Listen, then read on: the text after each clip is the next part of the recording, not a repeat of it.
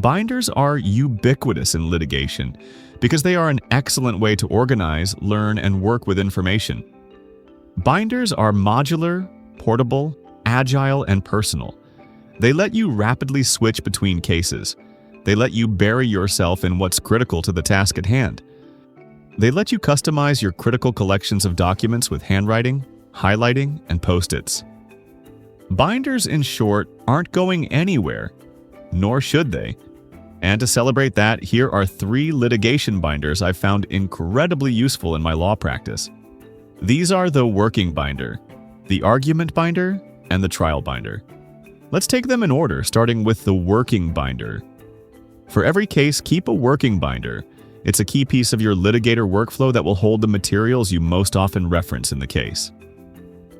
Documents I typically include in a working binder are the scheduling order, the case agenda, the pending motions, the recent notes, the case chronology, and the key research memos.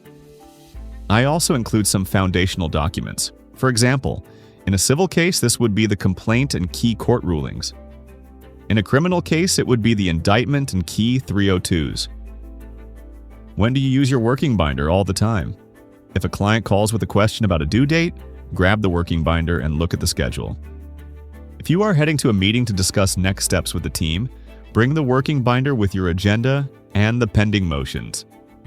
If you are traveling for the case, quickly refresh your memory on the plane by reviewing the chronology and memos in your working binder.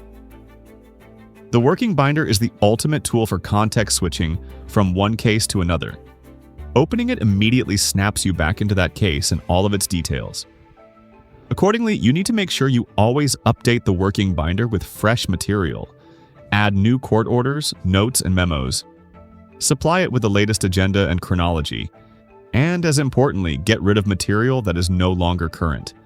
Motions that are no longer pending, stale memos, superseded court orders. Next up is the argument binder. You start putting this together as soon as you know you will argue something in court. Most attorneys already do this before a big argument, but I suggest doing it whenever you will be arguing. Do it for discovery motions, pre-motion hearings with a magistrate, mediations. At any point when you have a discrete issue to address with a tribunal, put everything you might need on that issue into an argument binder. I recommend starting the argument binder early. Don't wait until just before the argument. Assemble it as you prepare. Add the briefs and key cases, highlight them, take your notes on them.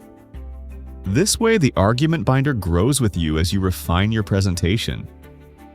You also become more familiar with it as you work so that, in the moment, you'll be efficient at navigating your documents and notes.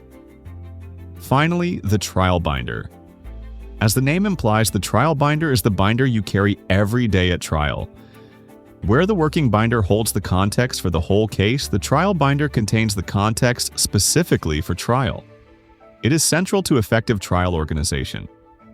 I typically include a list of issues to raise with the court that day, notes from the previous days, key orders and procedures, and foundational documents like exhibit lists, witness lists, and juror information. And like the argument binder, it should also contain any trial briefs or motions or supporting materials that you might need to address the court. Did you or the other side file a motion in limine the night before? A request for a jury instruction? Add them to the trial binder so you have them in court the next day. Update your trial binder every night before trial. It is your daily planner for what is going to happen. Of course, big events like examining a witness, opening statement, and closing arguments will likely have their own specialized litigation binders. But for the day-to-day administration of a trial, use a constantly updated trial binder. If you are looking for a way to organize information more efficiently, prepare with more focus, or be more effective on your feet, try starting with these 3 binders. Then think about other areas where you can deploy binders effectively in your practice. Binders aren't just a way of organizing documents. They are a way of organizing your own thinking about cases. Physical or digital, the more you break your cases down into discrete, manageable units of information, binders, the more prepared, responsive, and focused you'll be as you move through the life cycle of a case and back and forth between your different cases.